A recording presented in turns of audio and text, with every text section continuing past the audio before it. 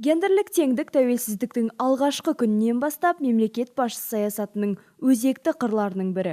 Гендерлік саясат ерлер мен әйелдердің теңдігіне қол жеткізуіне бағытталған мемлекет және қоғамның қызметі. Барлық қоғам өмірінің салаларында гендер түсінігі әйелдердің ғана емес, ерлердің де тұлғалық ерекшеліктерін қорғайды. 2016 жылы 6 желтоқсанда қоғам өмірінің барлық салаларында гендерлік теңдік қағидаларын іске асыру мақсатында Қазақстан Республикасындағы 2030 жылға дейінгі отбасылық және гендерлік саясат тұжырымдамасын бекіту туралы елбасының қаулысы шықты.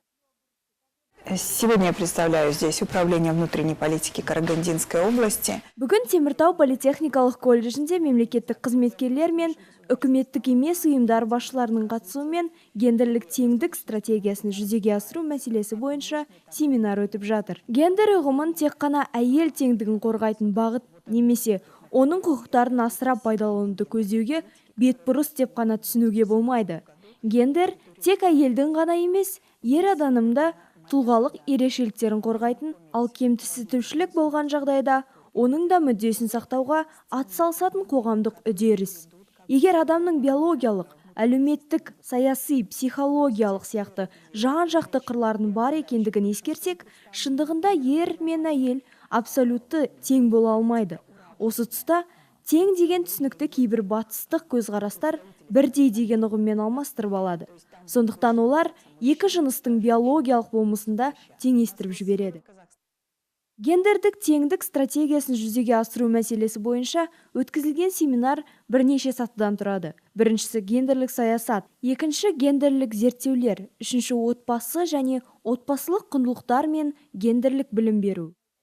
Было мероприятие, которое в основном было ориентировано на развитие лидерского женского потенциала. Әйел заты әрқашанда өмір үшін, адамгершілік үшін күрескен, соғысқа қарсы болған. Біз өзгерістер заманында өмір сүріп жатырмыз. Әйел адам әр нәрсеге деген жауапкершіліктің шегін жақсы біледі. 2009 жылы ерлер мен әйел адамдардың арасындағы гендерлік тепе-теңдікке мемлекеттік кепілдік жайлы және әйелдерге қатысты жасалатын тұрмыстық зорлық-зомбылықтың алдын алу туралы екі гендерлік заң қабылданған болатын. Қазіргі қоғамда дұрыс гендерлік ұстаным болу қажет.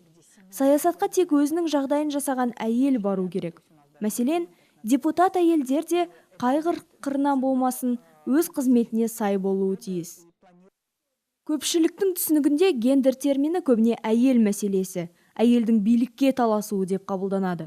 Ал психология және медитациядан жаттықтырушы Татьяна Савицкаяның айтуынша, шын мәнінде гендер деген сөз ол әйел мен ер адамның қарым-қатынасы. Психолог бүгінде этногендерология саласы жайлы жиі сөз қозғап жүр.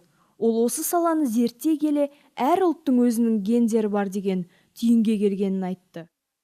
Во-первых, мне самое главное, чтобы госорганы понимали о том, какие преобразования сейчас идут. Жылдан жылға гендерлік білім беру жас ұрпақтың толыққанды тұлға ретінде қалыптасуында өзіндік оң нәтижесін беріп келеді. Бірақ бұл әйелдерге немесе ерлерге толыққанды абсолютті еркіндік беріп, жауапкершіліктерін алып тастау дегенді білдірмейді. Керісінше қоғамдағы биологиялық, психологиялық болмысын және мәртебесін сақтай отыра, игілікті оңды болмыс тағайындайтын дәрежедегі тиісті парыздарын күшейте түсуі тиіс. Бұл екі тарапқа да бірдей қатысты мәселе. Жастарға гендерлік білім берудің басты мақсаттары мен күтетін нәтижелердің маңыздысы да осы.